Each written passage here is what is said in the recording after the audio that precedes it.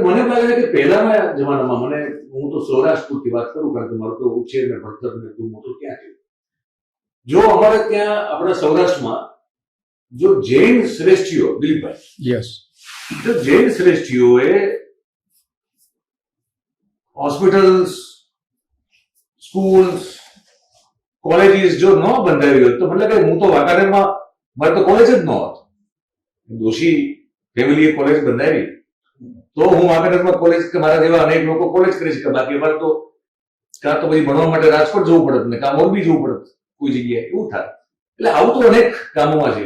હું એમ પૂછું કે એક એવી કોમ્યુનિટી, જૈન કોમ્યુનિટી, જેમાં ભલે એના અનેક અંગ વાંકા તરીકે આપણે એમાં વાત કરી શકીએ છીએ, પણ કમસે કમ એ લોકો એવો મજબૂત એક જેને કહેવાય ને કે ભાઈ એક ઘટક તરીકે સમાજના આર્થિક રીતે સંપન્ન હતા.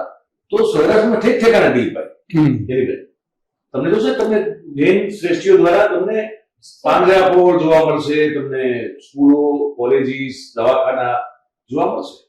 હું પૂછું કે જૈન શ્રેષ્ઠીઓ જેવું પાટીદાર સમાજનું પણ છે. બહુ ભલે અમુક તો બધા સમૃદ્ધ છે, પણ એક વર્ગ એવો છે જે અત્યંત સમૃદ્ધ છે. તો આ બહુજન હિતાય માટેના કામો પાટીદાર સમાજ દ્વારા આ બહુ મોટા પ્રમાણમાં થતા કેમ જોવા મળે?